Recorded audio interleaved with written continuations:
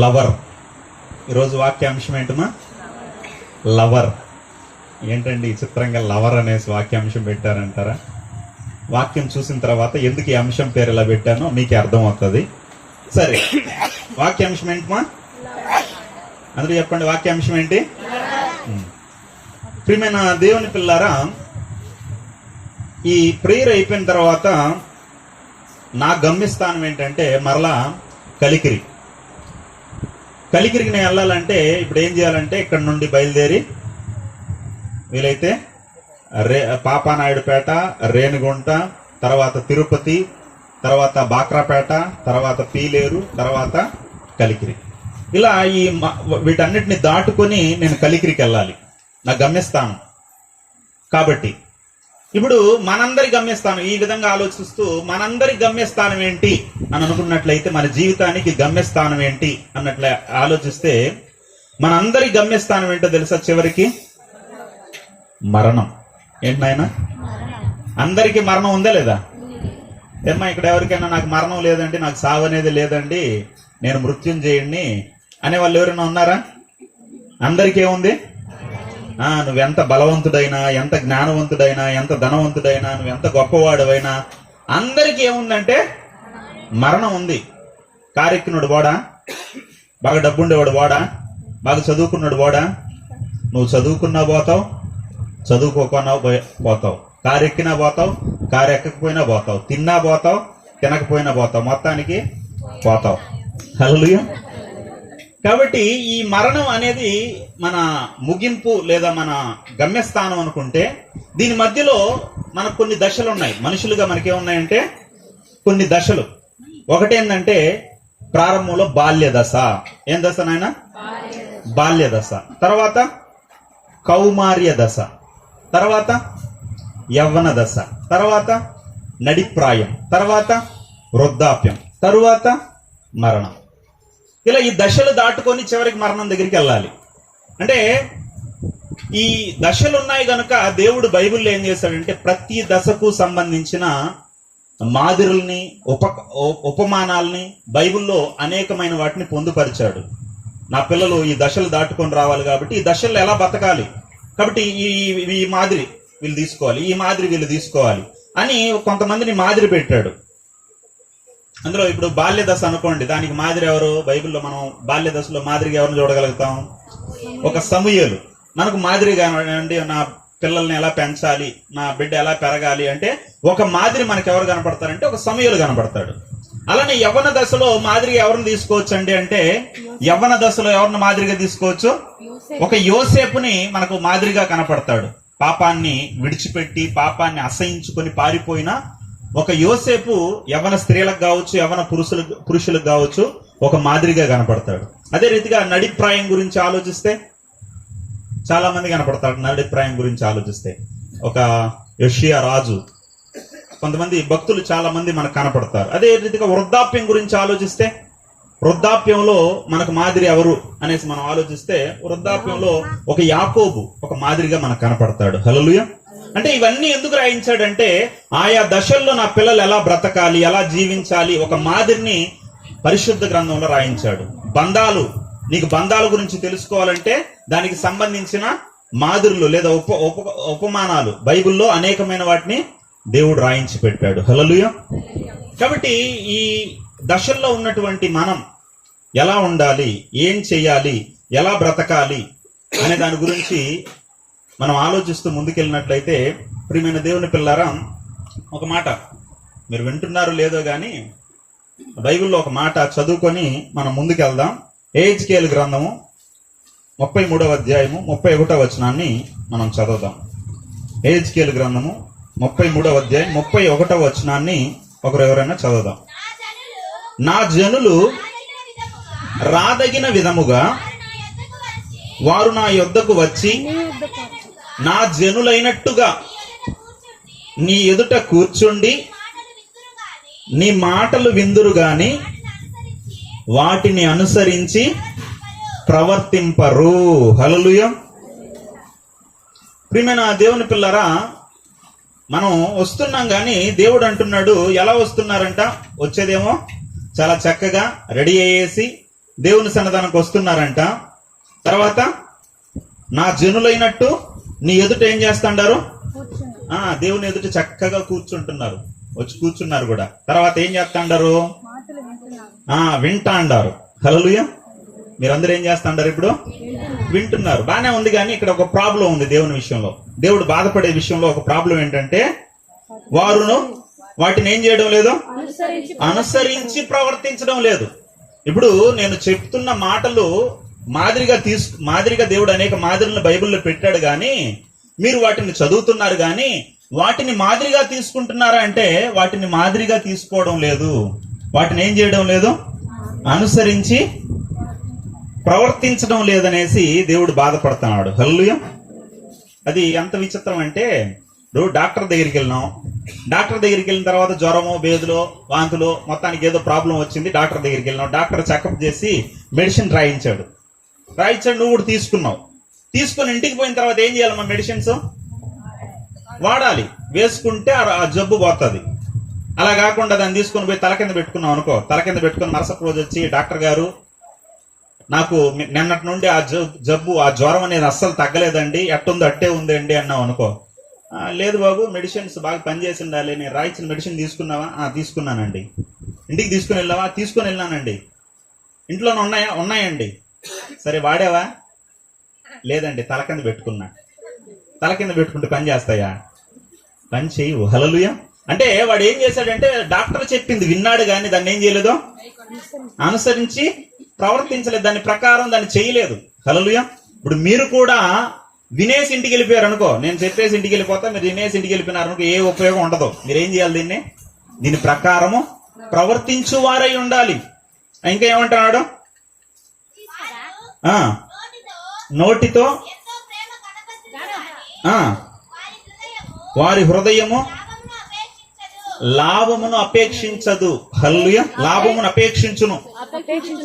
అపేక్షించుచున్నది. హల్లెలూయా. అంటే పైకి ఏం చేస్తా అంటారు మనోళ్ళు? ఎంతో ప్రేమను కనపరుస్తా అంటారు. ఎలా పాటల ద్వారా కావచ్చు, స్తుతుల ద్వారా కావచ్చు. హల్లెలూయా. రకరకాలుగా ఒక్కొక్కరిని పాట పాడమంటే ఏమైనా పాట పాడతారు? నా ఊపిరి నీవేనయ్యా, నా ప్రాణం నీవేనయ్యా, నీ కోసం ఏం చేస్తాను, నా ప్రాణం ఇచ్చేస్తానయ్యా అని నోటితో ప్రేమిస్తా అంటారు. హల్లెలూయా. ప్రాణం ఇచ్చేస్తాను అంటాండవు, బానే ఉంది కదా. కొంతమంది పాడే పాటల్లో చాలా లోతైన అర్థాలతో కూడిన పాటలు పాడుతూ ఉంటారు, ప్రాణం ఇచ్చేస్తామంటారు. ఇప్పుడు ప్రాణం అవసరం లేదు, ఒక 10,000 తీసుకుని వచ్చి అంకుల్ కానికి ఇచ్చే చూద్దాం. హల్లెలూయా. కానికేసే విషయంలో ఏది చిన్న నోట ఆయన ఎతకుతావు, నువ్వు ప్రాణం ఇచ్చేస్తావా? ఒక గంట సమయం లేదా రోజులో కొంత సమయం దేవునికి ఇవ్వలేవు, నువ్వు దేవుని కోసం ప్రాణం ఇచ్చేస్తావా? ఒక అధ్యాయం చదవలేవు, నువ్వు దేవుని కోసం ప్రాణం ఇచ్చేస్తావా? అంటే ఇదంతా ఎందుకు చెప్తానంటే దేవుడు బాధపడతాడు. బైబిల్లో ఉన్న మాదిరిని మీరు తీసుకోకుండా మీరెవరిని మాదిరిగా తీస్తా అంటారు? ఇన్ని మాదిరిలు చెప్పాను కదా, ఒక్కొక్క దశలో ఒక్కొక్క మాదిరిలు ఉన్నారని చెప్పాను కదా. కానీ మనం ఎవరిని మాదిరిగా తీసుకుంటున్నాం? ఎవరెవరినో సినిమా నటుల్ని మాదిరిగా తీసుకుంటున్నాం. హల్లెలూయా. ఆడేం ప్యాంట్ వేస్తే ఎడదే ప్యాంట్ వేస్తాడు, వాడు ఎలా క్రాప్ తీసుకుంటే వీడు అలానే క్రాప్ తీసుకుంటాడు, వాడు ఎలాంటి బైక్ కొంటే వీడు అలాంటి బైకే. కొంతమంది సెల్ ఓపెన్ చేసి చూసామనుకోండి, ఇప్పుడు ఎవరి ఫోటోలు ఉంటాయి ఎక్కువ? వాట్సాప్లో కావచ్చు, ఫేస్బుక్లో కావచ్చు, వాళ్ళ ఫోటోలు, ఆ సినిమా యాక్టర్ల ఫోటోలు, వాళ్ళ వీడియోలు, వాళ్ళ పాటలు, వాళ్ళ డైలాగులు కనపడతా ఉంటాయి. అంటే దేవుణ్ణిలో ఉన్నట్టే ఉంటారు, కానీ అటు ఉంటారు. ఉంటే అటు ఉండాలి, లేకపోతే ఇటు ఉండాలి. వారిని కాదు మనం మాదిరిగా తీసుకోవాల్సింది. వాళ్ళని హీరోలు అనేసి చాలా మంది ఫీల్ అయ్యేసి వాళ్ళు వెంటబడతా ఉంటారు. హీరోలు అమ్మ వాళ్ళు, సినిమాలు నటించే వాళ్ళు హీరోలా?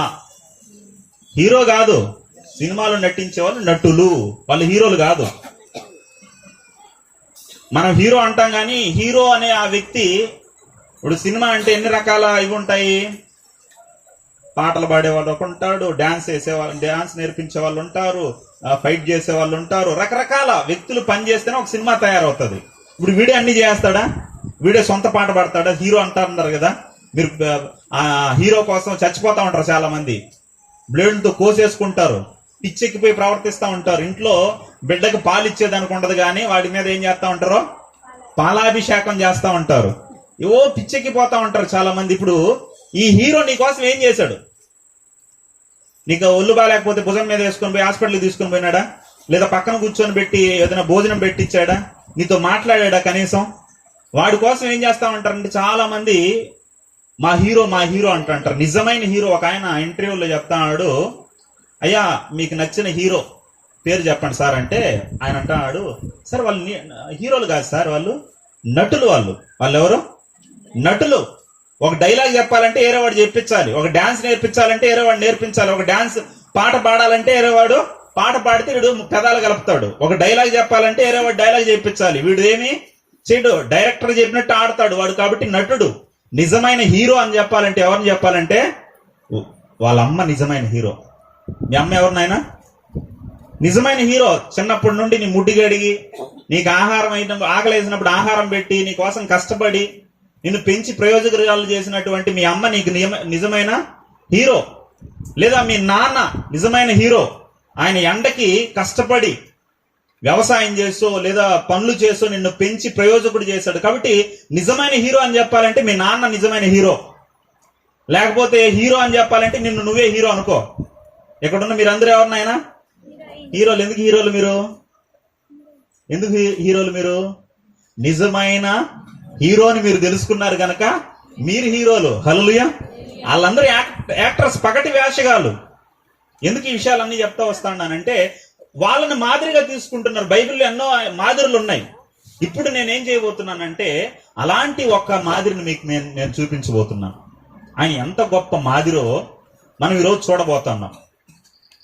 ఆయన దేవుని కోసం యవ్వన కాలం మంది ఎలా నిలబడ్డాడు, శరీర ఏడ్చల్ని ఎలా కాలు కిందేసి తొక్కేశాడో, ఎంత గొప్పగా దేవుని కొరకు బ్రతికాడో ఒక వ్యక్తిని గురించి మనం ఆలోచించబోతున్నాం. హల్లెలూయా. బైబిల్లో దానికి ముందుగా దేవుడు ఒక వ్యక్తిని చూసి అతనికి ఒక అవార్డు ఇచ్చాడు. ప్రపంచంలో చాలా అవార్డులు ఉన్నాయి, పురస్కారాలు ఉన్నాయి. ఏమేం పురస్కారాలు ఉన్నాయి? భారతరత్న, పద్మ విభూషణ్, కొన్ని అవార్డులు మన దేశం మెచ్చిస్తా ఉంటది కదా. అలాంటి అవార్డులు మనుషులు ఇస్తా ఉంటారు. కానీ ఒక వ్యక్తికి దేవుడే ఒక అవార్డు ఇచ్చాడు. ఆ వ్యక్తిని ఏమన్నాడంటే దేవుడు, అయ్యా నీవు నా స్నేహితుడవు అన్నాడు. ఏమన్నాడు ఆయన? ఏమన్నాడు? ఎవరన్నారు?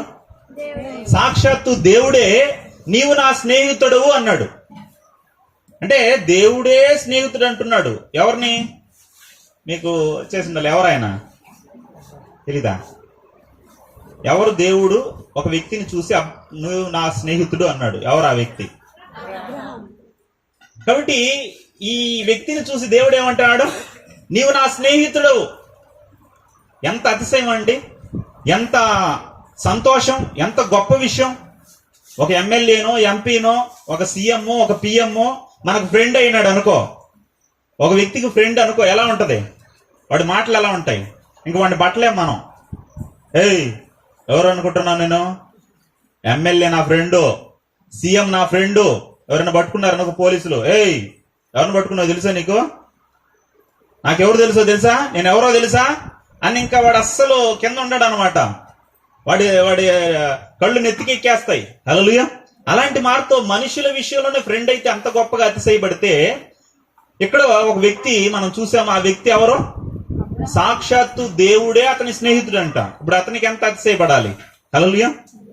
కాబట్టి ఒక వ్యక్తిని చూసి నీవు నా స్నేహితుడు అంటే అంత గొప్ప విషయం అయితే, ఇప్పుడు దాన్ని మించి ఇంకొక వ్యక్తిని ఒక మాట అన్నాడు.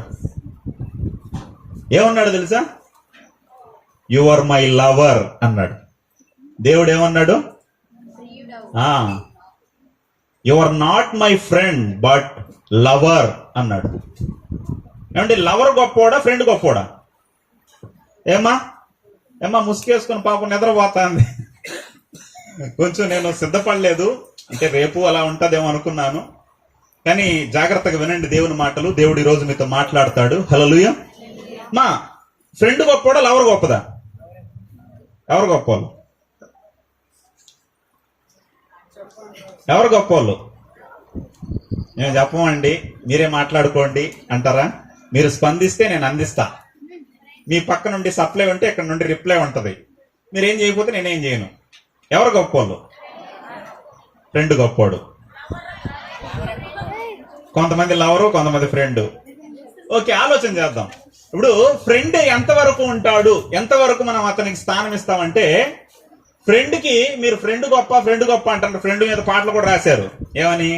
స్నేహమేరా జీవితం, స్నేహమేరా శాశ్వతం అని పాటలు రాశారు. బానే ఉంది.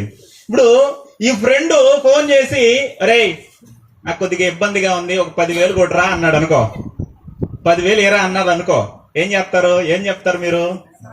రే అబ్బబ్బబ్బబ్బా, ఇంత అవసరంలో ఫోన్ చేసావు, ఒక 10 నిమిషాల ముందు వేరే వాడికి ఇచ్చేసారా నేను, నువ్వు 10 నిమిషాల ముందు ఫోన్ చేసి నీకే ఇచ్చావనరా అంటారు. ఆ 10 నిమిషాల ముందు ఫోన్ చేసిన ఏం చెప్తారో అదే చెప్తారు. హల్లెలూయా. ఏది నీ ఫ్రెండ్ అంత గొప్పోడైతే నీ ఏటీఎం నెంబర్ చెప్పు చూద్దాం, లేదా నీ బ్యాంకులో ఎంత అమౌంట్ ఉంది చెప్పు చూద్దాం. అంటే ఫ్రెండ్ అనేవాడు కొంతవరకే, బెడ్రూమ్ వరకు వచ్చాడు ఫ్రెండ్, కొంతవరకు ఆగిపోతాడు. కానీ అన్నిటినీ చూడగలిగింది, అన్నిట్లో ఇన్వాల్వ్ కాగలిగింది, అన్నిటినీ మనం విప్పి చెప్పుకునేది ఎవరికంటే లవర్కి. లవర్కి అన్ని ఓపెన్.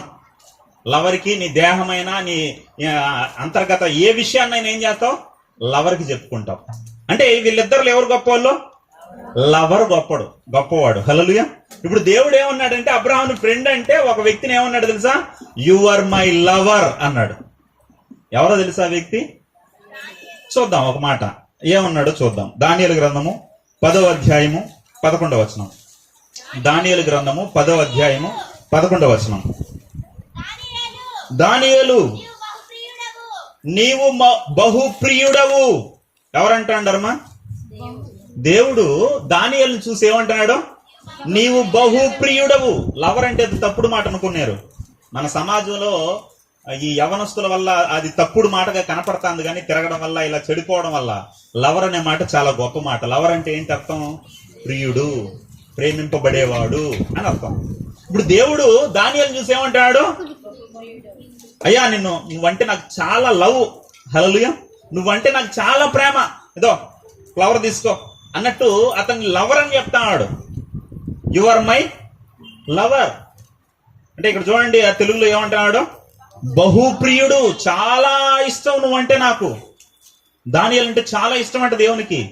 దేవుడు తన మనసును బారేసుకున్నాడు దానియేలు మీద. ఇప్పుడు అక్కడ చెప్పాడా?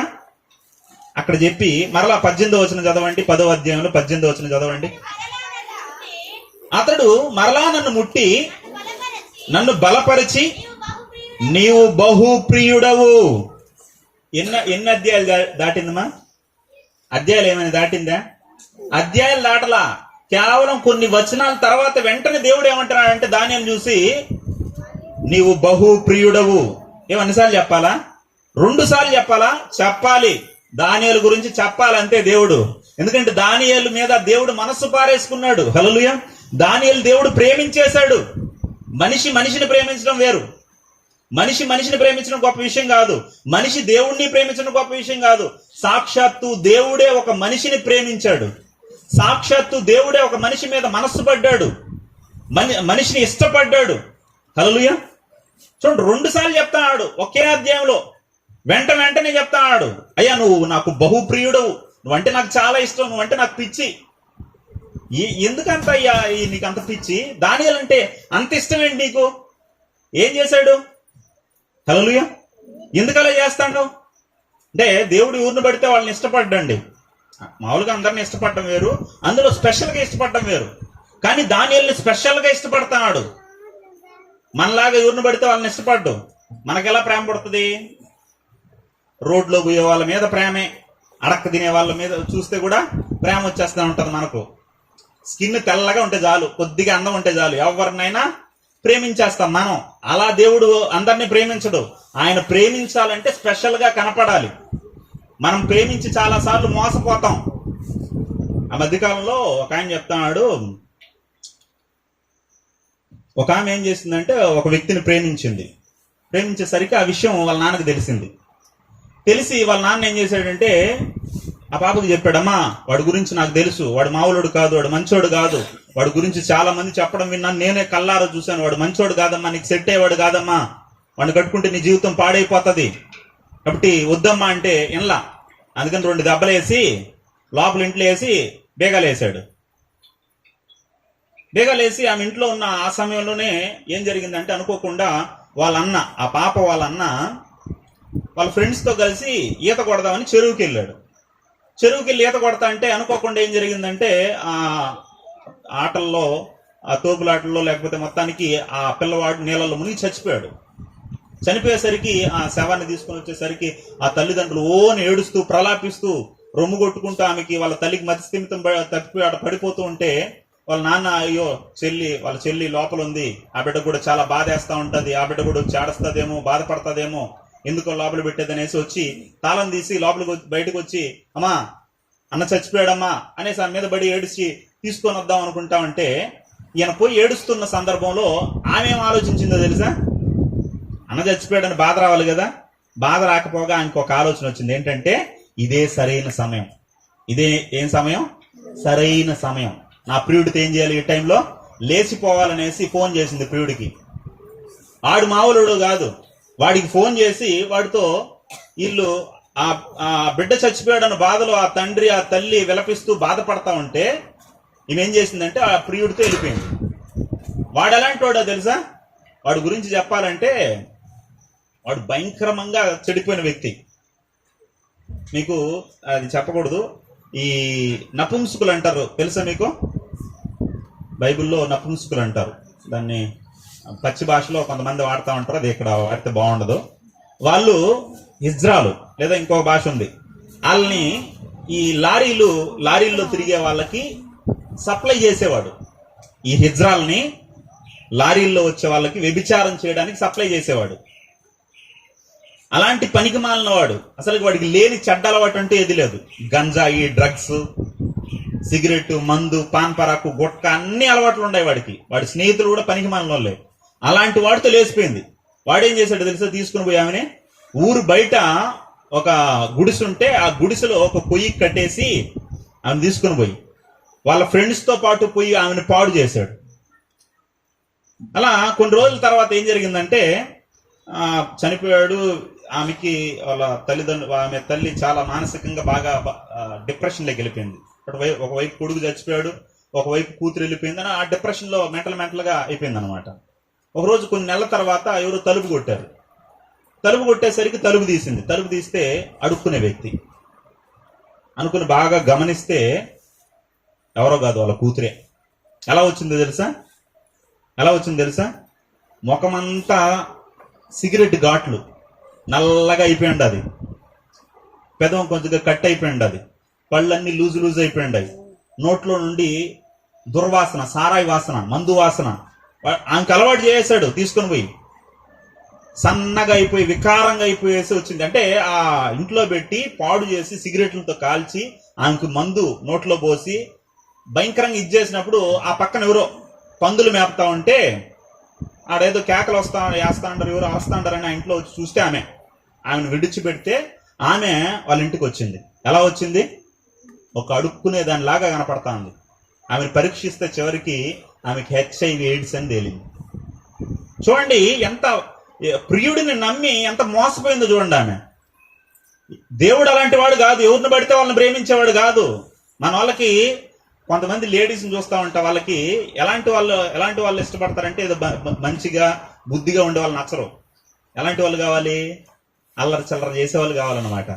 ఒక ఆయన చెప్తాంది, నాన్న రే నాన్న నీకు ఎందుకురా వాడంటే అంత ఇష్టం, ఎందుకురా వాడిని ఇష్టపడతా ఉండవు అంటే, ఏం లేదు నాన్న ఆయన చూసారా మీరు, ఆయన గుట్కా వేసి ఆ స్టైల్గా అని ఉంచుతాడు, ఆ స్టైల్ చూసారా మీరు, భలే స్టైల్గా ఉంటుంది, నన్ను దానికే పడిపోయినా నాన్న నేను అని చెప్పింది ఒక ఆమె.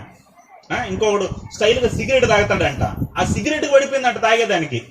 ఇలాంటి పనికి మాలిన వాటి అన్నిటికీ పడిపోతారు ప్రియులు చాలా మంది లోకంలో ఉన్నవారు. హల్లెలూయా.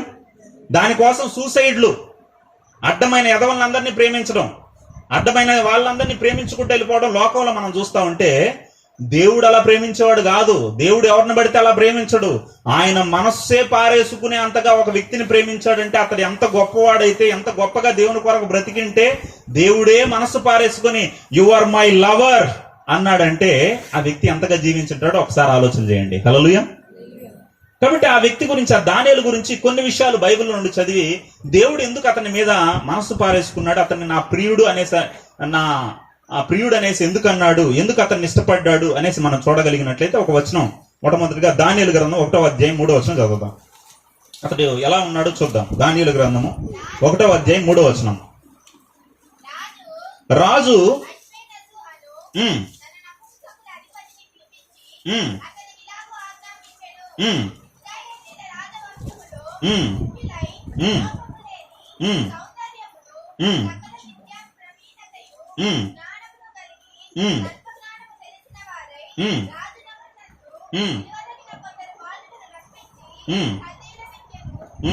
కల్దీయుల విద్యను భాషను వారికి నేర్పుము. అంటే ఇక్కడ హిస్టరీ చాలా మందికి తెలిసి ఉండకపోవచ్చు, ఈ వచనాన్ని వెనకాల ఉన్న హిస్టరీ. ఇక్కడ ఏంటంటే బాబిలోనియన్స్, బబులోను సామ్రాజ్యం అంటారు. మనకు తెలుసు బైబిల్లో 4 మహా సామ్రాజ్యాలు ప్రపంచాన్ని పరిపాలన చేశాయి. అందులో మొట్టమొదటి సామ్రాజ్యం ఏంటంటే బబులోను మహా సామ్రాజ్యం. దాన్ని పరిపాలన చేసిన వాడే మొట్టమొదటి రాజు బబులోను రాజు నెబుకద్నెజర్. ఈ బబులోను రాజ్యం అనేది అప్పట్లో పెద్దది. ఇప్పుడు మనం ఒక 70-80 సంవత్సరాలు ముందుకెళ్ళిపోతే మన దేశాన్ని కూడా ఎవరు పరిపాలన చేశారు? బ్రిటిష్ వాళ్ళు పరిపాలన చేశారు. అతి పెద్ద సామ్రాజ్యంగా బ్రిటిష్ సామ్రాజ్యం ఉన్నింది. సూర్యుడు అస్తమించని సామ్రాజ్యం అనే పేరు. ఎందుకు సూర్యుడు అస్తమించని సామ్రాజ్యం అనే వాళ్ళు బ్రిటిష్ సామ్రాజ్యాన్ని తెలుసా? బ్రిటిష్ వారు జయించిన సామ్రాజ్యంలో ఖచ్చితంగా 24 గంటలు ఉంటే 24 గంటలో ఏదో ఒక ప్రాంతంలో, వాళ్ళు జయించిన ప్రాంతంలో ఖచ్చితంగా సూర్యుడు ఉదయించే ఉంటాడు. అంత పెద్ద భూభాగాన్ని జయించారు బ్రిటిష్ వాళ్ళు. అందుకే వాళ్ళు భూభాగంలో ఖచ్చితంగా సూర్యుడి కాంతి పడతానే ఉంటది 24 అవర్స్. కాబట్టి సూర్యుడు అస్తమించని, రవి అస్తమించని సామ్రాజ్యం అని వాళ్ళ పేరు పెట్టుకున్నారు. అలానే అంతకు ముందున్నటువంటి బబులోను సామ్రాజ్యం కూడా అంత గొప్పది. మధ్యపాశ్యంలో గొప్ప సామ్రాజ్యంగా వెలసిల్లింది ఈ బబులోను సామ్రాజ్యం. ఈ బాబిలోనియన్స్ లేదా ఈ బబులోను సామ్రాజ్యం యొక్క రాజు నెబుకద్నెజర్ ఏం చేశాడంటే యెరూషలేము మీద 3 సార్లు దండయాత్ర చేశాడు. చరిత్ర మీరు చదివితే ఆ 3 సార్లు దండయాత్ర చేసినప్పుడు, మొట్టమొదటిగా దండయాత్ర చేసినప్పుడు జరిగిన సంఘటన ఇక్కడ మనం చూస్తున్నాం. అక్కడ ఏం జరిగిందంటే వాళ్ళు దండయాత్ర చేసి ఖైదీలను చేసి తీసుకుని వెళ్ళిపోతారు వాళ్ళ రాజ్యానికి. అంటే ఎలా ఉంటదంటే వాళ్ళు చేసే పని, ఈ నెబుకద్నెజర్ ఏం చేస్తాడంటే ఎర్రగా కమ్ములు కాల్చుకొని దాన్ని తీసుకొని వచ్చి ఆ రాజు కళ్ళల్లో పొడిచేసేవాడు, కనుగుడ్లు బీకేసేవాడు. ఆ రాజు వంశాన్ని చంపేసి లేదా ఆ రాజును చంపేసి ఆ రాజ్యంలో ఉన్న స్త్రీలందరినీ పాడు చేసి చిన్నల్ని వృద్ధుల్ని చంపి వారికి అవసరమైన బలవంతులు లేదా జ్ఞానవంతులుగా ఎవరైనా కనపడితే వాళ్ళని ఖైదు చేసి వాళ్ళ రాజ్యానికి తీసుకుని వెళ్ళిపోయేవాళ్ళు. ఆ దేశాన్ని తగలబెట్టేసేవాళ్ళు. అంత భయంకరంగా ఉండేది. ఇప్పుడు అలా తీసుకొని పోబడిన వాడే దానియేలు. ఖైదు చేయబడి తీసుకొని పోబడ్డాడు. ఎన్ని సంవత్సరాల వయసు అప్పుడు దానియేలు కంటే? కేవలం 16 సంవత్సరాలు. 16 సంవత్సరాల వయసులో బానిసగా, ఖైదీగా ఇజ్రాయెల్ దేశం నుండి బబులోను సామ్రాజ్యానికి తీసుకుని పోబడ్డాడు. ఎలా? కారులో అనుకుంటున్నారా? కాదు, ఖైదీగా తీసుకుని వెళ్ళారు. అంటే ఇక్కడ నుండి ఎంత దూరం ఉంటుందండి ఆ రాజ్యం అంటే, ఇక్కడ నుండి ఢిల్లీ అంత దూరం. ఏం చేశారు? లాక్కుంటే వెళ్ళారు యోసేపుని. మనకున్నటువంటి ప్రాంతాలు వాళ్ళకు ఉండవు, మనకున్నటువంటి పచ్చటి వాతావరణం వాళ్ళకు ఉండదు. ఎడారి మొత్తం, ఆ ఎడారిలో 16 సంవత్సరాల వయసులో ఖైదు చేసి యోసేపుని లాక్కుని వెళ్ళారు. కాళ్ళంతా బబ్బలు వచ్చేస్తాయి అలాంటి పరిస్థితిలో. అలా తీసుకుని వెళ్ళి 3 సంవత్సరాలు ఏం చేశారంటే ఖైదులో ఉంచి, ఇప్పుడు ఖైదులో ఉంచిన తర్వాత వాళ్ళకి ఎటువంటి స్వేచ్ఛ ఉండదు, ఎటువంటి రైట్స్ ఉండవు. ఇప్పుడు వాళ్ళు చెప్పినట్టే ఆడాలి, వాళ్ళు బానిసలు. కాబట్టి ఇప్పుడు ఏం చెప్తాంటారంటే, రే మీ సొంత భాష మాట్లాడడానికి ఇల్లేదు ఇక్కడ, ఇది మా రాజ్యం, మీరు బానిసలు. కాబట్టి మీరు ఏం చేయాలో తెలుసా? మేము నేర్పించే భాషే మీరు మాట్లాడాలి, మా భాషే మీరు మాట్లాడాలి, మేము నేర్పించే విద్య మీరు నేర్చుకోవాలి, మీ భాష మర్చిపోండి. ఇంకా దానియేలు మాట్లాడే భాష ఏంటి? దానియేలు మాట్లాడే భాష అబ్రహాము నుండి వచ్చినటువంటి హెబ్రీ భాష. హెబ్రీ భాష మాట్లాడే వాళ్ళు ఇజ్రాయెల్ ప్రజలు. ఇప్పుడు హెబ్రీ భాష మర్చిపోవాలి మీరు. హెబ్రీ భాష మాట్లాడకూడదు, మా భాష మీరు మాట్లాడాలి, కల్దీయుల భాష మీరు మాట్లాడాలి. అంటే ఎంత కష్టం అండి. హల్లెలూయా. భాష మార్చేసుకోవాలంటే ఆ ప్రాంతానికి వెళ్ళి. ఇప్పుడు మిమ్మల్ని మీ భాష, ఇప్పుడు మీరు తెలుగు వచ్చు, ఇప్పుడు మీరు తెలుగు మర్చిపోవాలి, వేరే భాష నేర్చుకోవాలి, ఈ భాష మాట్లాడాలి, లేకపోతే గొంతులో వస్తానన్నారు అనుకో, ఎలా ఉంటుంది మీ పరిస్థితి? ఇప్పుడు చైనా వాళ్ళు మనల్ని తీసుకుని వెళ్ళిపోయినారు అనుకో, మీరు తెలుగు మాట్లాడడానికి వీల్లేదు, మా భాష మాట్లాడాలన్నారు అనుకో, ఎలా ఉంటది? ఏదైనా రొట్టు మొక్క వేయండి అయ్యా అని అడగాలంటే 1 వారం పడుతుంది వాళ్ళ భాషలో మాట్లాడాలంటే. ఎందుకని? చూచూ వాళ్ళ భాష అర్థం కాదు. ఇంకా ఆ భాష మనం నేర్చుకోవాలి ఇంక చచ్చి. హల్లెలూయా. ఇప్పుడు భాష నేర్చుకోవాలి. మన భాష మాట్లాడడానికి వీల్లేదు. చూడండి ఇంకా ఇంకా ఏం చెప్తున్నాడు, ఇంకా కింద ఏమంటున్నాడు, 5వ వచనం, మరియు రాజు తాను భుజించు ఆహారములో నుండి తాను పానము చేయు ద్రాక్షారసములో నుండి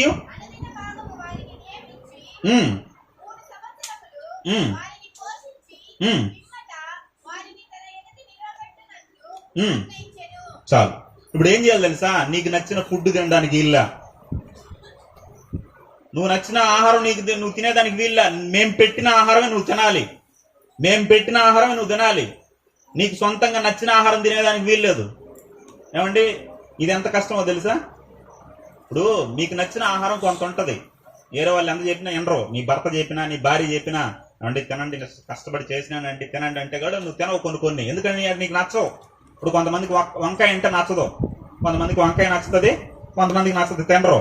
కొంతమందికి మటన్ నచ్చుతుంది, కొంతమందికి నచ్చదు. కొంతమందికి చికెన్ నచ్చుతుంది, కొంతమందికి నచ్చదు. కొంతమందికి చేపలు, నాకు నచ్చదండి చేపలు, నేను తినండి అంటూ ఉంటారు. ఇప్పుడు మీకు నచ్చని ఫుడ్ పెట్టి మిమ్మల్ని తినమన్నారు అనుకో, ఎలా ఉంటుంది పరిస్థితి? ఎంత కష్టంగా ఉంటది. ఇప్పుడు దానియాలకు అదే పరిస్థితి వచ్చింది. నీకు నచ్చిన ఫుడ్ పెట్టాం, మేము పెట్టిన ఫుడ్డే నువ్వు తినాలి, మేము పెట్టిన ఆహారమే నువ్వు తినాలి. ఇప్పుడు ఇజ్రాయెల్ ప్రజలకు కొన్ని ఆజ్ఞలు ఉన్నాయి. అందులో ఒక ఆజ్ఞ ఏంటంటే, పరిశుద్ధమైన పవిత్రమైన జంతువులు, అపవిత్రమైన జంతువులు అని కొన్ని ఉన్నాయి. వీళ్ళు పవిత్ర జంతువులే తినాలి, అపవిత్ర జంతువులు తినకూడదు. అందులో ఏమేమి ఉన్నాయి? అందులో పంది తినకూడదు, ఒంటి తినకూడదు, ఇంకా కుందేలు తినకూడదు, గబ్బిలం తినకూడదు, కొన్ని వాటిని తినకూడదు వీళ్ళు. కాబట్టి ఇప్పుడు వీళ్ళు నచ్చని ఫుడ్ తినాలి. అక్కడ బబులోన్లో వీళ్ళకి నచ్చని ఫుడ్ తినాలి. ఇప్పుడు ఎలా ఉంటుందంటే, ఇప్పుడు మమ్మల్ని చైనా పంపించేసినాం అనుకో, చైనాకు కొన్ని వంట అలవాట్లు ఉంటాయన్నమాట. వాళ్ళు కొన్ని ఇష్టంగా తింటారు. ఇప్పుడు మిమ్మల్ని కూడా అక్కడికి తీసుకొని వెళ్ళేసి మేము తినే ఫుడ్డే మీరు తినాలన్నారు అనుకో, ఎలా ఉంటుంది మీ పరిస్థితి? మనం ఇక్కడ చక్కగా సాయంత్రం అయితే చక్కగా బజ్జీలు వేసుకొని చక్కగా మాట్లాడుకుంటా కబుర్లు చెప్తా తింటాం. ఇప్పుడు అక్కడికి వెళ్ళినా కూడా బజ్జీలు ఉంటాయి. ఏం బజ్జీలు తెలుసా? ఎలకలను పట్టుకొని ఎలక బజ్జీ వేస్తారన్నమాట. ఎలక బజ్జీ వేసి తిన్నాయన అంటారు. తింటారా మీరు? రోడ్లోనే కుక్కల్ని కాల్చి కుక్కల్ని ఫ్రై చేసి అమ్ముతా ఉంటారు. రోడ్లోనే అన్ని కప్పల్ని బతికుండగానే చర్మం తీసేసి ఆ కప్పల్ని పచ్చిగా ఏం చేయాలంటే సూపులు అద్దుకొని తినేస్తా ఉంటారు. ఇప్పుడు నేను తినమన్నారు ఎలా ఉంటది? ఇప్పుడు పిల్లలు దాన్ని ఏమంటారు, పప్ర మిఠాయి సపరేస్తారు కదా, అలా అక్కడే ఉంటాయి తెలుసా? పుల్లలు వరుసగా పేర్చేసి అక్కడ ఒక పుల్లకి బొద్దింకలు, ఒక పుల్లకి జెర్రెలు, ఒక పుల్లకి తేళ్లు, ఇలాంటివన్నీ పెట్టి రూపాయికి ఒకటి అమ్ముతా ఉంటారు. ఇప్పుడు మిమ్మల్ని కూడా అవి ఇచ్చి తినమన్నారు అనుకో, బొద్దింకల సూపో, బల్లి ఫ్రైయో ఇలా తినమన్నారు నీకు ఎలా ఉంటుంది? మీకు తినగలుగుతారా? మీ వల్ల వస్తుందా? ఇప్పుడు దానియాల పరిస్థితి అలానే ఉంది. దానియాలకు నచ్చిన ఫుడ్ తినడానికి వీల్లేదు.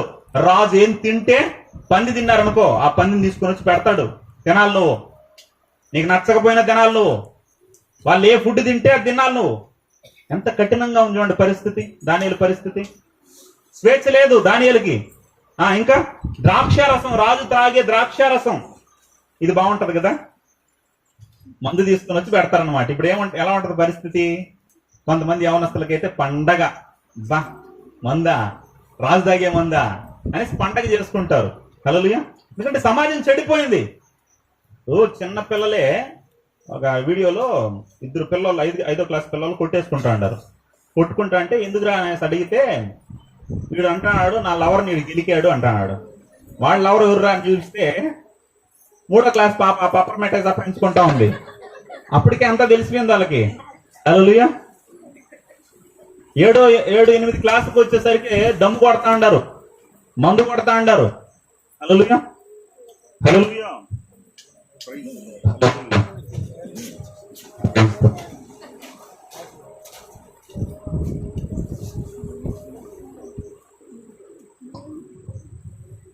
ఇంకా ఈ మధ్యకాలం 10th క్లాస్ అయింది కదా, కలికిరిలో మందు షాప్ రోడ్లో పోతా ఉంటే మందు షాప్ కాడ కొంతమంది పిల్లలు నిలబడుకుంటారు యూనిఫామ్ వేసుకొని. ఏందబ్బా వీళ్ళు ఎందుకు నిలబడుకుంటారంటే వాళ్ళకి ఎగ్జామ్స్ అయిపోయినాయంట, అందుకని పార్టీ అంట. ఏంటంట? పార్టీ. బస్సులో పోతా పేపర్లు చించేస్తా ఉంటారు. అయిపోయింది, ఎగ్జామ్ అయిపోయింది, మేము ఇంకా స్వేచ్ఛా జీవులం అనేసి పార్టీలు చేసుకుంటున్నారు 10th క్లాస్లోనే. హల్లెలూయా. అంటే ఇలా చెడిపోయిన సమాజంలో ఉన్నప్పుడు, ఇలాంటి చెడిపోయిన యవనస్తులుగా ఉన్నప్పుడు, ఇప్పుడు దానియేలు ముందు కూడా ఇలాంటి పరిస్థితులు వచ్చాయి కదా. ఇప్పుడు దానియేలు వయసు ఎంత? 16 సంవత్సరాలు. ఇప్పుడు దానియేలు కూడా ఎలా ఆలోచించాలి? అబ్బా, మంచి ఆహారం దొరికింది, మంచి మద్యం వచ్చింది, తాగాలి, ఎంజాయ్ చేయాలి, తినవు, తాగు, కానా పీనా సోనా మరణా అని అనుకోవాలి దానియేలు. కానీ దానియేలు అలా అనుకున్నాడా? దానియేలు అలా ఆలోచించాడా? హల్లెలూయా. ప్రియమైన దేవుని పిల్లల, యవన కాలం ముందు యవనస్తుల ఆలోచనలు కానీ వేడి రక్తం మీద ఏది పడితే చేయడానికి ఇష్టపడుతూ ఉంటారు. మనందరికీ తెలుసు ఒక సంఘటన, నిర్భయ సంఘటన గురించి మనకు తెలుసు. ఆమెను ఏం చేశారంటే, ఢిల్లీలో ఒక బస్సులో 3 గంటల పాటు ఒక స్త్రీని పాడు చేశారు. 6 మంది యవనస్తులు కలిసి 3 గంటల పాటు ఒక నిర్భయ అనే ఆ పేరు, ఆమెకి ఏమని పేరు పెట్టారంటే నిర్భయ అని పేరు పెట్టారు. 3 గంటల పాటు పాడు చేశారు. ఎంతమంది? 6 మంది పాడు చేస్తే ఆమెని చివరి కొరప్రాణంతో ఉండేటప్పుడు ఆమె దగ్గర మరణ వాంగ్మూలం తీసుకుంటే ఆమె ఏం చెప్పిందంటే, అయ్యా, వాళ్ళు నన్ను అతి క్రూరంగా హింసించి పాడు చేశారు. నాకు అది ఆశ్చర్యం అనిపించలేదు, కానీ నాకు ఒకటి ఆశ్చర్యం, ఎప్పటికీ మర్చిపోలేని ఒక విషయం ఏంటంటే, అందులో ఒకడున్నాడయ్యా, వాడికి మీసాలు కూడా సరిగా రాలా. వాడికి ఏం లేదు, మీసాలు కూడా, చిన్న పిల్లాడు. వాడు ఏం చేశాడంటే, వాడు తాగిన బీరు బాటలు పగలగొట్టి ఏం చేశాడు తెలుసా? నీవు నేను తల్లి గర్భంలో నుండి ఎక్కడి నుండి వస్తామో అక్కడ గుచ్చి, కడుపు దగ్గర గుచ్చి పేగులు బయటికి తీశాడంట. అంత చిన్న వయసులో అలాంటి ఆలోచన. యవ్వన కాలం బుసగొడతాంది, పాపం చేయమని ప్రేరేపిస్తాంది. ఎంజాయ్, యవ్వనం ఐస్ క్రీమ్ లాంటిది, కరిగిపోతే మరలా రాదు అన్న ఆలోచనలు యవనస్తులు బ్రతుకుతున్నారు.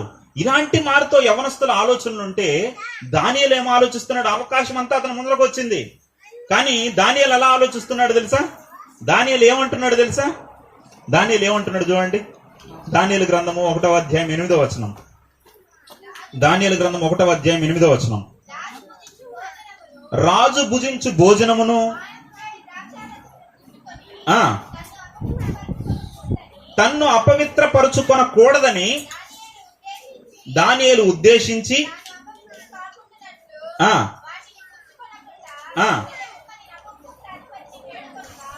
ఏమంటున్నాడమ్మా?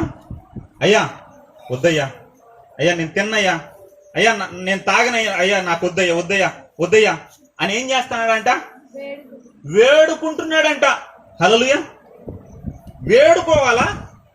యవ్వన కాలంలో తప్పు చేయకుండా ఉండడానికి, తాగకుండా ఉండడానికి, అలా ఎంజాయ్ చేయకుండా ఉండడానికి, పాపంలో పడకుండా వేడుకోవాలా? వేడుకుంటున్నాడంట. హల్లెలూయా.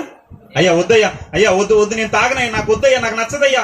ఎందుకురా నచ్చదు నీకు? నువ్వు యవ్వన కాలం ముందున్నావురా. నీ వయసు ఎంతరా? 16 సంవత్సరాలు. ఈ వయసులో చూడు యవ్వనస్తులు ఏం చేస్తుంటారు? కాలేజీల కాడికి వెళ్ళి చొప్పు దెబ్బలు తింటా అంటారు. ఇలా ఎంజాయ్ చేస్తూ, ఇలా పనికిమాలిన పనులు చేస్తూ ఉంటే నువ్వేంట్రా ఇలా ఉన్నావు? నువ్వేంటి ఇలా ఆలోచిస్తున్నావు? తాగరా అంటే వద్దయ్యా నేను తాగనయ్యా. ఎందుకు తాగవు నువ్వు? నేను ఎందుకు తాగనంటే నా దేవుడికి ఇది నచ్చదయ్యా, నా దేవునికి ఇది నచ్చదయ్యా. హల్లెలూయా. అందుకేనండి దేవుడు లవ్లో పడిపోయాడు. హల్లెలూయా. నాకు నచ్చదయ్యా, నేను తాగను. అంటే చాలా మంది బైబిల్లో ఉన్న సొలొమోను తెలుసా? సొలొమోను మహాజ్ఞాని. ఈ మహాజ్ఞాని ఎన్ని సంవత్సరాలు చనిపోయాడు తెలుసా? జస్ట్ 55 సంవత్సరాలు చనిపోయాడు. 55వ సంవత్సరంలో చనిపోయాడు సొలొమోను గారు, మహాజ్ఞాని. ఎందుకు చచ్చిపోయాడు తెలుసా? తాగి మందల వాడ వల్ల చచ్చిపోయాడు. చరిత్ర చదివితే మీరు, ఆయనకి లేని అలవాటు ఏది లేదు. ఎందుకంటే ఒక వ్యక్తి, మనుషులు ఇష్టపడతా ఉంటారు కదా ఈ అలవాట్లన్నీ. ఎన్ని అలవాట్లు ఉండాలి, అన్ని అలవాట్లు సొలొమోనులో ఉన్నాయి. ఎన్ని ఒక వ్యక్తి ఎంజాయ్ చేయగలడో అంతగా ఎంజాయ్ చేశాడు సొలొమోను. ఎందుకు ఆ స్థితిలో అతను పెట్టాడు, ఎందుకు వదిలేశాడంటే, ఒక మనిషికి తెలియాలి, నువ్వెంత ఎంజాయ్ చేసినా, ఎంత ఉన్నతంగా లోకంలో పాపాన్ని జుర్రుకున్నా చివరికి ఒక మాట చెప్పాలి నువ్వు. అది సొలొమోను ద్వారా చెప్పించాడు. ఏం చెప్పాడు? సొలొమోను అన్ని అనుభవించేసి, సొలొమోను అనుభవించినన్ని ఎవ్వరు అనుభవించంటారండి, అన్ని అనుభవించినాడు. ఎంతమంది భార్యలంట ఆయనకి? ఎంతమంది భార్యలంట? 700 మంది 300 మంది. ఇప్పుడు ఇంతమందిని వివాహం చేసుకున్నాడంటే వాళ్ళ పేర్లు ఎలా పిలిచింటాడేనా? మీరు ఆలోచన చేయండి. 1000 మంది భార్యలు అంటే వాళ్ళ పేర్లు ఎలా పిలిచింటాడేనా? నేను అనుకుంటాను ఒక్కొక్కరు నెంబర్లు పెట్టేసింటాడేమో. Number 1, number 2, number 3, number 4. ఈయనకి స్త్రీల కూడికి పెట్టుకోవాలంటే పెద్ద కష్టమేం కాదు. మనం స్త్రీల కూడికి పెట్టుకోవాలంటే వాళ్ళని పిలిచి వీళ్ళని పిలిచి చాలా కష్టపడాలి. ఈయన స్త్రీల కూడికి పెట్టాలనుకున్నాను, వాళ్ళ భార్యలు కూర్చుంటే సరిపోద్దాం అనమాట. పెద్ద మీటింగ్ అయిపోతుంది స్త్రీల కూడిక. యవనస్తుల కూడికి పెట్టాలనుకో పెద్ద కష్టమేం కాదు. ఈయన పిల్లలు ఒక్కొక్కరికి 2 అనుకున్న ఎంతమంది అయిపోతారు? వాళ్ళు 2000 మంది పిల్లలు యవనస్తులు కూర్చుంటారనమాట. ఈ యవనస్తులను ఏమని పిలిచింటాడు? అరే మీ అమ్మ ఎవర్రా? నెంబర్ 1. అరే నువ్వెవర్రా? నెంబర్ 2. ఎలా పిలిచాడో మానవాడు తెలియదు, కానీ అన్ని ఎంజాయ్ చేశాడు. ఎంజాయ్ చేసిన తర్వాత అతను చెప్పిన స్టేట్మెంట్ ఏంటంటే సమస్తము వ్యర్థము. హల్లెలూయా. ఎందుకు సొలొమోన్, నేను అనుకుంటాను సొలొమోన్ అంతగా ఎందుకు వదిలేశాడంటే, మీరందరూ వెనకాల పడుతుంటారు కదా, ఏదో చేయాలనేసి, పాపాన్ని అనుభవించాలనేసి, పాపాన్ని ఏదో చేయాలనుకుంటున్నారు కదా, పాపంలో ఏమి లేదురా అని తెలియజేయాలి మీకు. పాపం ఒక ఎర్రగడ్డ లాంటిది అంట ఒక సేవకుడు అంటాడు. ఎర్రగడ్డ ఎలా ఉంటుందమ్మా? ఎర్రగడ్డ తొక్క తీసామనుకో ఏముంటది? ఇంకొక తొక్క ఉంటుంది, దాని లోపల ఏదో ఉందనిపిస్తుంది. ఒక్కొక్క తొక్క తీసుకుంటా పోతా ఉంటే చివరికి ఏముంటది దాంట్లో. అలానే పాపంలో ఏమో ఉంది అని లోపలికి వెళ్ళేసరికి ఏముంటది ఆడ. అలానే సొలొమోన్ అన్ని అనుభవింపజేసి సొలొమోను నోటి ద్వారా చెప్పించాడు ఏమని? సమస్తము వ్యర్థము. హల్లెలూయా. ఈయన 55 సంవత్సరాలకు చనిపోయాడు తాగి. అనారోగ్యాన్ని తీసుకొని వచ్చేది ఆ ద్రాక్షారసం అనేది. మధ్యకాలంలో మీకు తెలిసే ఉంటది, రాకేష్ మాస్టర్ తెలుసమ్మా? యూట్యూబ్ లోనే ఎక్కడక్కడ చూసింటారు. రాకేష్ మాస్టర్ అని ఒక ఆయన ఉన్నాడు. ఆయన ఈ బూమ్ బూమ్ అనే ఏదో బీరో ఏదో అంట, దాన్ని తాగి ఏం చేశాడంటే చనిపోయాడు. ఆయన ఇంటర్వ్యూ చేయాలంటే ఆయన ఇంటర్వ్యూ తీసుకోవాలంటే ఒక క్వార్టర్ ఇవ్వాలి. క్వార్టర్ ఇస్తే ఇంటర్వ్యూ ఇస్తాడనమాట. అలా తాగి చచ్చిపోయాడు. ఆ తాగి చచ్చిపోయి సమాధి చేసింటే ఆయన దగ్గరికి ఇంకొక ఆయన వాళ్ళ ఫ్రెండ్ ఎవరో పోయేసి ఒక మందు బాటలు తీసుకొని వెళ్ళి, రాకేష్ మాస్టర్ గారు నేను వచ్చానండి, రండి లెండి తాగండి అంటాడు ఒక ఆయన. అడేమన్నా బాత్రూంలో ఉన్నాడా? చర్చి సేవమై శ్మశానంలో పడుకో అన్నాడు. రండి తాగదాం అంటాడు. వాళ్ళ అమ్మ పిలిస్తే రా, ఇటు పిలిస్తే వస్తాడా? మీకు బూమ్ బూమ్ తాగి చచ్చిపోయారు, కానీ ఈసారి బూమ్ బూమ్ కాదు కానీ తెలంగాణలో నుండి మంచి మందు తెచ్చినా అంటాడు. మంచి మందా? మందులో మంచి మందు ఉంటుందమ్మా? మంచి మందు ఉంటుందా? ఈ రాజకీయ నాయకులు కూడా చెత్త మాటలు మాట్లాడుతూ ఉంటారు ఈ మధ్యలో. మేము వస్తే మంచి మద్యాన్ని ఇస్తాం. ఏం మద్యం ఇస్తారంట? మద్యం మానిచ్చేది పక్కన పెట్టి మంచి మద్యం ఇస్తారంట. మద్యంలో మంచి మద్యం, చెడ్డ మద్యం ఉంటాయా? మద్యం అంటేనే చెడ్డది. హల్లెలూయా. ఆడు అలా చెప్తాడు. చూడండి, ఇలా సమాజం చెడిపోతా ఉంటే చూడండి ప్రియమైన దేవుని పిల్లరా, ఈ యవ్వనస్తుడు ఏం ఆలోచిస్తా అన్నాడంటే, అయ్యా నేను తాగను, నేను తిన్ను అనేసి రోషంగా అన్నప్పుడు, ఎందుకు ఇంత రోషం వెనక్కి అంటే,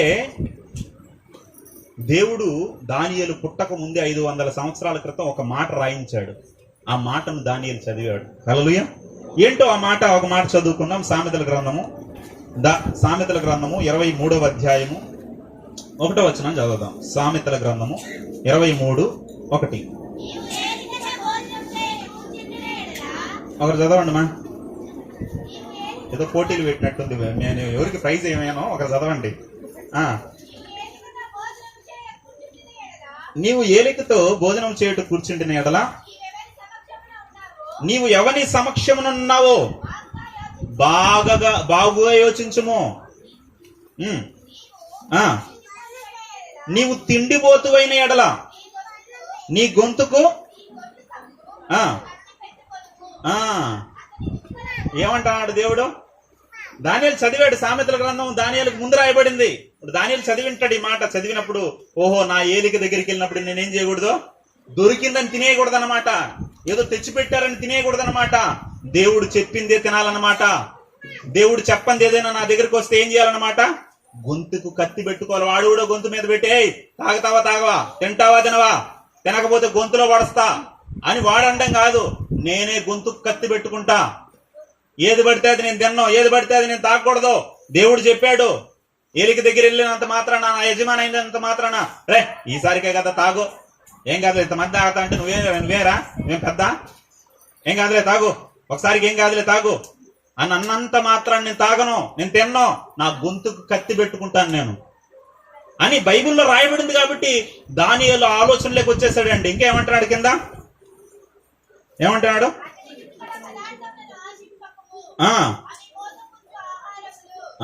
హల్లెలూయా. దేవుడు చెప్పించాడండి, అందుకని మనసులో ఉంది దానియేలుకి. కాబట్టి రాజు చెప్పినా నేను తిన్నో, నేను తాగను అంటే చూడండి, దేవుడు నాయన తాగితే ప్రమాదం అని దేవుడు రాయించి పెట్టాడు. కాబట్టి దానియేలు జాగ్రత్త పడ్డాడు. అది చాలా మందికి తెలియకుండా ఆ మధ్యకాలంలో కరోనా టైంలో ఏం జరిగిందంటే, అతనికి 3 సంవత్సరాల పాప, చిన్న పాప, 3 సంవత్సరాల పాప, ఆయనకి పెద్ద తాగుబోతనమాట. మందు లేకపోతే ఉండలేడు, షివరింగ్ వచ్చేస్తుంది. కొంతమందికి షివరింగ్ వచ్చేస్తూ ఉంటుంది అన్నమాట, చేతులు ఉనికిపోతా ఉంటాయి. మద్యం తాగి తాగి తాగి మందు తాగి వాటికి వీటికి షివరింగ్ రావాల్సింది. నీకు దేనికి షివరింగ్ రావాలి? దేవుని గురించి ఎవరికైనా ఒక రోజు చెప్పకపోతే షివరింగ్ రావాలి నీకు. కానీ ఆ వ్యక్తికి కొంతమందికి షివరింగ్ వచ్చేస్తూ ఉంటుంది. మందు తాగకపోతేనో ఏదైనా అలవాటు తప్పిపోతేనే షివరింగ్ వచ్చేస్తూ ఉంటుంది. అలా ఆ వ్యక్తికి షివరింగ్ వచ్చేసేది. అనుకోకుండా ఏమొచ్చిందంటే కరోనా వచ్చింది. కరోనాలో ఏం చేశారమ్మా, అన్ని షాపులు మూసేశారు. ఒక మెడికల్ షాప్ తప్ప అన్ని షాపులు మూసేశారు. మద్యం దొరకలా, ఏం చేయాలో అర్థం కాల, పిచ్చికిపోయేసి ఏం చేశాడు తెలుసా, నేరుగా మెడికల్ షాప్కి వెళ్ళేసి, మెడికల్ షాప్లో ఏమమ్ముతాంటారు అప్పుడు, శానిటైజర్. ఈ శానిటైజర్ లో కొద్ది శాతం ఆల్కహాల్ మిక్స్ అయి ఉంటది. దాన్ని చూసారనుకోండి, వాసన ఆల్కహాల్ వాసన వస్తూ ఉంటది. కొద్ది శాతం దాంట్లో ఆల్కహాల్ ఉంటది. కాబట్టి ఆ శానిటైజర్ ఏం చేశాడంటే తట్టుకోలేక ఏం చేశాడంటే శానిటైజర్ తాగేశాడు. శానిటైజర్ తాగేసరికి బాడీలో అదంతా పాస్ అయిపోయేసి, అదంతా బాడీలో స్ప్రెడ్ అయిపోయేసి అది చచ్చిపోయాడు. అతనికి ఎంత చిన్న పాప ఉందంటే 3 సంవత్సరాల పాప. 3 సంవత్సరాల పాప అతని భార్యని అన్యాయం చేసి వెళ్ళిపోయాడు. ఒక మద్యం వల్ల, ఒక చెడు అలవాటు వల్ల. దేవుడు అందుకే ఇవన్నీ తెలిసే అనేక మాటలు పరిశుద్ధ గ్రంథంలో రాయించాడు. ఇవన్నీ దానియేలు చదివాడు. ప్రియమైన దేవుని పిల్లరా, అందుకే వాళ్ళు చెప్తా అంటే గొంతుకు కత్తడ్డం పెట్టుకుంటున్నాడు. ఆయన నేను తిన్నో తాగనంటున్నాడు. ఇంకా ఏమన్నారు చూడండి, దానియేలు గ్రంథం 1వ అధ్యాయం 6వ వచనం. దానియేలు గ్రంథం 1వ అధ్యాయం 6వ వచనం. యూదులలో నుండి దానియేలు, హనన్య, మిషాయేలు,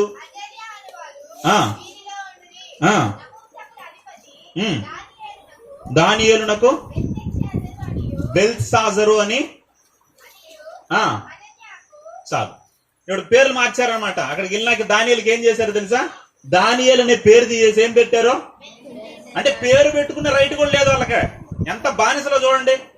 నీ పేరు కూడా పెట్టుకుని పిలుచుకునేదానికి వీళ్ళ, నీ పేరు కూడా మార్చేస్తాం మేము, నీ భాష మార్చేస్తాం మేము, నీ విద్య మార్చేస్తాం మేము, నువ్వు తిండే తిండి కూడా మేమే నిర్ణయిస్తాం, నువ్వు తాగే నీరు కూడా మేమే నిర్ణయిస్తాం, మేము చెప్పినట్టు నువ్వు వాడాలి, నువ్వు మా బానిసవి అన్నట్టు అంత కించపరిచి అంత భయంకరమైన స్థితిలోకి దానియేలు వెళ్ళిపోయాడు.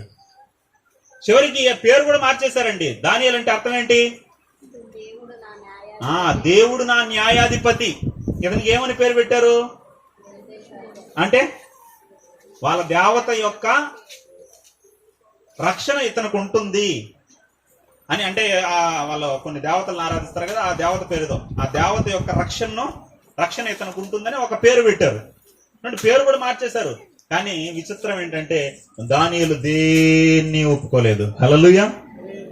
నేను నీ పేరు మార్చుకోను, నువ్వు చెప్పింది నేను తిన్నాను, నువ్వు తాగించింది నేను తాగను, ఏది నేను మార్చుకోను, కావాలంటే ప్రాణం పోయినా పర్వాలేదు. దానియేలు గ్రంథం అంతా చూడండి, పేరు ఏమైనా మారిందా? ఎక్కడ చూసినా ఏమైనా ఉంటది, పేరు దానియేలునే ఉంటది. హల్లెలూయా. ఏది మార్చుకోలేదండి, ప్రాణం పోయినా పర్వాలా. అందుకే లవ్లో పడిపోయాడు దేవుడు. హల్లెలూయా. ఊరికే కాదు, యు ఆర్ మై లవర్ అన్నాడంటే ఊరికి అల్లా టప్పాగా అనలా. దేవుని కొరకు ఎంత ఉన్నతంగా బతికాడో అంత ఉన్నతంగా బతికాడు గనకే. ఒకానొక సందర్భం మనందరికి తెలిసిందే, ఇది నేను ఎక్కువ విస్తరించి చెప్పాలనుకోవాలా. ఒకానొక సందర్భంలో ఏం చేశారంటే, ఈ రాజు ఏం చేశాడంటే పెద్ద ప్రతిమ నిలబెట్టేశాడు. పెద్ద ప్రతిమ నిలబెట్టి, మీరు దేన్ని మొక్కడానికి వీల్లేదు, నేను నిలబెట్టిన ప్రతిమకే మీరు మొక్కాలి అని ఒక ఆజ్ఞను తీసుకొని వచ్చేసాడు. తీసుకొని వచ్చి దాన్ని మొక్కకపోతే మిమ్మల్ని ఏం చేస్తాను, అగ్నిగుండంలో పడేస్తానన్నాడు. దానియేలు ఒప్పుకున్నాడా? నెబుకద్నెజర్, నువ్వు చంపితే చంపుకో గాని ఆ ప్రతిమకు మాత్రం మేమేం చేయమో, నమస్కరింపము. ఎంత రోషం అండి. ప్రాణం పోయిన మారవా నువ్వు? మారను నేను. హల్లెలూయా. ఇంకొక సందర్భం వచ్చింది. ఇంకొక సందర్భంలో ఏం జరిగింది అంటే, మనకు కూడా ఇలాంటి పెద్ద పెద్ద ప్రతిమలు ఉంటాయి. ఒక్కొక్కరికి 100 అడుగుల బ్రాందీ బాటిల్ ఉండొచ్చు, 100 అడుగుల అమ్మాయి ఉండొచ్చు. అంటే అక్కడ ఒక ప్రతిమే, మనకి ఎన్నో ప్రతిమలు, ఎన్నో విగ్రహాలు హృదయంలో తయారైపోయి ఉంటాయి. గుండెకి ఎన్ని గదులు ఉంటాయంట? 4 గదులు ఉంటాయంట. కాబట్టి మనం కూడా 4 గదుల్లో 4 పెట్టుకోండొచ్చు. రకరకాల విగ్రహాలు ఉండొచ్చు. హల్లెలూయా. విగ్రహాలు అంటే భౌతికమైనది అనుకోవద్దండి. దేవుని కన్నా ఎక్కువగా నువ్వు దేన్ని ప్రేమించినా అది విగ్రహం కిందే బైబిల్ చెప్పింది. హల్లెలూయా. కాబట్టి ఇలా దేవుని కోసం ఇంకో ఒక సందర్భంలో నేను ముగింపులోకి వచ్చేసాను. ఇంకొక సందర్భంలో ఏం జరిగిందంటే, హల్లెలూయా హల్లెలూయా, నీరసమైన హల్లెలూయా కాదు, ఒకసారి పంజాబ్ హల్లెలూయా చెప్దామా? హల్లెలూయానా? వాళ్ళు పంజాబ్ హల్లెలూయా ఎలా చెప్తారా? మన అంకుల్ చెప్పాడు ఒకసారి, పోయినసారి ఏమో చెప్పాడు అనుకుంటా. ఎలా చెప్తారు పంజాబ్ హల్లెలూయా? హల్లెలూయా అని చెప్పడు. వాళ్ళు ఎలా ఉత్సాహంగా చెప్తారు తెలుసా? ఎలా చెప్తారంటే తెలుసా? హల్లెలూయా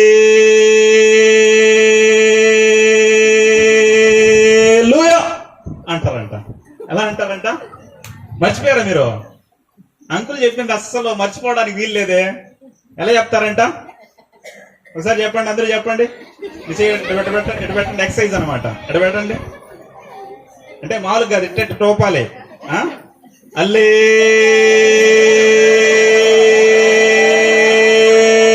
హల్లెలూయా అని చెప్తారంట. హల్లెలూయా అంటే అలా ఉత్సాహంగా ఉండాలి మనం కూడా. ఓకే, దానియేలుకి ఇంకొక సమస్య వచ్చింది. ఒకానొక సమయంలో ఏం చేశారంటే, 30 రోజుల పాటు మనుషులకు గాని దేవతలకు గాని దేనికి నువ్వు ప్రార్థించడానికి వీల్లేదు, పూజించడానికి వీల్లేదు అని దేశం మొత్తం రాజు ఒక చట్టాన్ని ఇచ్చేశాడు. ఎవరైనా ప్రార్థించాలన్నా విన్నపం చేయాలన్నా రాజుకే చేయాలి, ఏ దేవతకు గాని ఏ మనిషికి గాని చేయడానికి వీల్లేదు అని ఒక ఆజ్ఞ వచ్చేసింది. ఇప్పుడు ఏం చేయాలి? అందరూ మొత్తం పుస్తకాలన్నీ మూసుకొని చక్కగా 30 రోజులే కదా, ఏం కాదులే, భక్తి చేయకపోతే ఏం కాదులే, అందరూ సైలెంట్ అయిపోయినారు. కానీ దానియేలు ఏం చేశాడు తెలిసి, యథాప్రకారము కిటికీలు తెరిచి యెరూషలేము తట్టు చేతులెత్తి ప్రార్థన చేస్తా అన్నాడంట. హల్లెలూయా. ఏ మాత్రం తగ్గల. దానియేలు సింహం. హల్లెలూయా. ఎందుకు సింహం దానియేలు తినలేదు? నేను అనుకుంటాను దానియేలుని తీసుకుని పోయి సింహాల బోన్లు వేశారు, కానీ పైనుండి వేసేటప్పుడు దానియేలే, లోపల పడేటప్పుడు ఎలా పడ్డాడు తెలుసా? సింహం లాగా పడ్డాడు. హల్లెలూయా.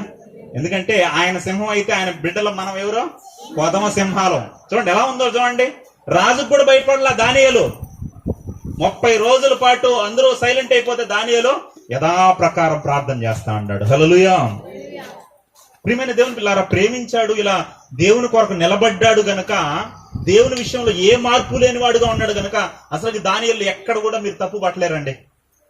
ఏ విషయంలో ఎలాంటి వాడండి అని మీరు చెప్పలేరు. దానియేలు గ్రంథాన్ని చదివినారంటే అంత పర్ఫెక్ట్ గా దేవుని కొరకు బ్రతికాడు గనక దేవుడు ఏమంటున్నాడు? You are not my friend but lover. Hallelujah. నువ్వు నా ప్రియుడవు, బహుప్రియుడవు, నువ్వంటే నాకు చాలా ఇష్టం అయ్యా, ఫ్లవర్ తీసుకో అని దేవుడే ప్రేమలో పడిపోయాడు దేవుని విషయంలో. హల్లెలూయా. అలా బ్రతికాడు కనుక దానియేలుని ఏమైనా తక్కువ చేశాడు దేవుడు? దానియేలుని తక్కువ ఒక్క మాట చదవండి, దానియేలు గురించి ఒక్క మాట చదవండి. దానియేలు గ్రంథము 2వ అధ్యాయం 46వ వచనం. దానియేలు గ్రంథం 2వ అధ్యాయం 46వ వచనం. అంతటా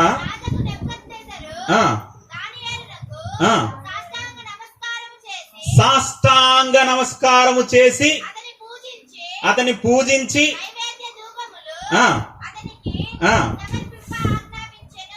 ఆమేన్. చప్పట్లు కొట్టాలి బలంగా బలంగా. ఎవరి ముందర సాగిలి పడిపోయాడంటే రాజు దానియేలు ముందర ప్రపంచాన్ని పరిపాలన చేసిన అతిపెద్ద సామ్రాజ్యం బబులోను సామ్రాజ్యం ఒక రాజే దానియేలు ముందర సాగిల పడిపోయాడంట. హల్లెలూయా. దేవుడు తగ్గించడండి. దేవుని కొరకు బ్రతికే వాళ్ళని ఎప్పుడు తలగానే ఉంచుతాడు, పైవాడిగానే ఉంచుతాడు, హెచ్చిస్తానే ఉంటాడు, వాడు ఎప్పుడు తగ్గడు. హల్లెలూయా. ఉదాహరణకు మా అంకులే అప్పుడప్పుడు సాక్షి వింటా ఉంటాం. హల్లెలూయా. 2 జతలంట. వచ్చి ఒక జత వేసుకొని వస్తే ఒక్కోసారి ఒక జతతోనే వచ్చేవాడు, దాన్నే ఉతికేసుకునేవాడు. హల్లెలూయా. అలా ఉండి ఆయన దేవుడు ఏం చేశాడు? తలగా ఉంచాడు. ఒక తిరుపతికి మకుటంగా దేవుడు చేశాడు. ఎప్పుడు కూడా దేవుడిని నమ్మిన వాళ్ళని, దేవుని కొరకు బ్రతకాలనుకున్న వాళ్ళని దేవుడు ఏం చేయండి? ఆయన తగ్గించడు, పైవాడిగానే ఉంచుతాడు. హల్లెలూయా. దానియేలు ఎదుట రాజే సాగిల పడిపోయాడు. హల్లెలూయా. నువ్వు కూడా దేవుని కొరకు బ్రతికితే ఏం చేస్తాడు నాయన? నిన్ను గొప్పవాడిగా దేవుడు నియమిస్తాడు. కానీ మనం అలా ఉన్నామా? ఒక యవనస్తుడిగా దానియేలు అంత రోషం కలిగి బ్రతికితే, దేవుణ్ణి అంత మెప్పిస్తే యవనస్తులుగా ఉన్నవారు కావచ్చు, ఇక్కడున్న మనం అలా ఉన్నామా? దేవుడు ఏం బాధపడుతున్నాడు? చివరిగా ఒక వచనాన్ని చదివించి నేను ముగిస్తాను. యెషయా గ్రంథము 9వ అధ్యాయం 17వ వచనం. యెషయా గ్రంథము 9వ అధ్యాయం 17వ వచనం చదవండి. వారందరూ భక్తిహీనులను,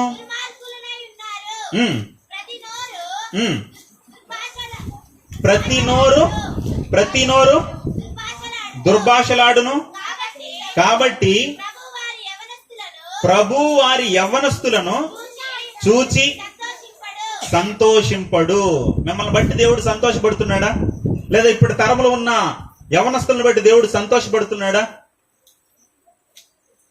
ఈ తరం ఎలా ఉంది అని ఆలోచిస్తే ఒక సేవకుడు అంటాడు, ఈ తరం వ్యభిచార తరం అంటాడు. ఈ తరాన్ని బట్టి దేవుడు సంతోషపడడం ఆనందం లేదు ఆయనకి. దానియేలు బట్టి ఎంతో సంతోషపడిపోయాడు, ఎంతో ఉప్పొంగిపోయాడు, ప్రేమలో పడిపోయాడు, మనసు పారేసుకున్నాడు దేవుడే. దానియేలుని ఇష్టపడిపోయాడు దేవుడే. కానీ ఇప్పుడున్న యవనస్తులను బట్టి, ఈ తరంలో ఉన్న యవనస్తులను బట్టి ఏమంటున్నాడంటే, వాళ్ళ యందు నాకు సంతోషం లేదు. నీ గురించి, దానియేలు గురించి చెప్పిన మాట నీ గురించి చెప్పగలడా? నువ్వు బహుప్రియుడువై నాకు అని చెప్పగలడా? అంటే చాలా మంది అనుకున్నారు, యవనస్తుల గురించి చెప్తా అన్నాడు, మా గురించి కాదులే, నడుప్రాయం గురించి వాళ్ళ గురించి కాదులే, వృద్ధాప్యంలో ఉన్న వారి గురించి కాదులే అనుకున్నారు. యవనస్తులు మాత్రం పాపం చేస్తారా?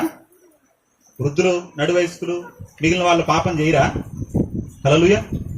అందరూ చేస్తా అన్నారు. హల్లెలూయా. ఒక ఆయనంట తిని మీద కూర్చొని, ఒక ముసలాయన పోయి ఆడవాళ్ళని చూస్తా అన్నాడంట.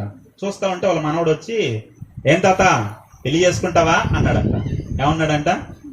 ఏం తాత పెళ్లి చేసుకుంటావా అంటే ఆ తాత అంటాడంట, ఏమని? ఊరుకో మనవడా, నాకెవడిస్తాడు పిల్లని అన్నాడంట. ఏమన్నాడంట? నాకెవరిస్తారు పిల్లని అన్నాడంట. అంటే అర్థం ఏంటి? ఇస్తే చేసుకుందామని. అంటే బాల్య దశ నుండి వృద్ధాప్యం వరకు అందరూ చెడిపోయిన వారు కనపడుతుంది సమాజం. హల్లెలూయా. అందుకే దేవుడు బాధపడుతూ, నాకు సంతోషం లేదయ్యా వాళ్ళు, ఎందుకంటే వారు నోరు తెరిస్తే, ప్రతి నోరు ఎలా ఉంది? దుర్భాష. నోరు తెరిస్తే బూతులు, నోరు తెరిస్తే ఇంగ్లీష్, ABCD అన్ని వచ్చేస్తా ఉన్నాయి. హల్లెలూయా.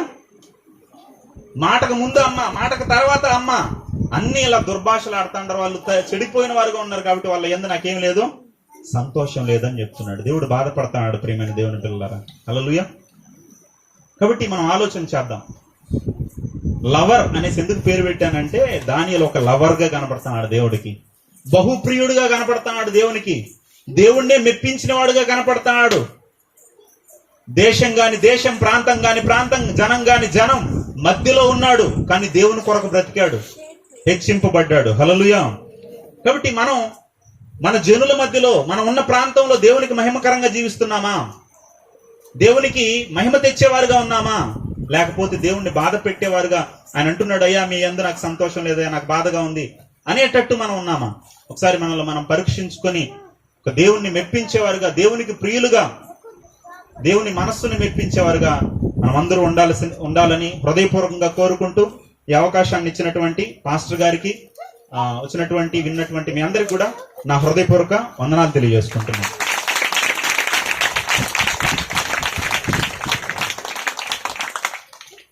Praise the lord. హల్లెలూయా.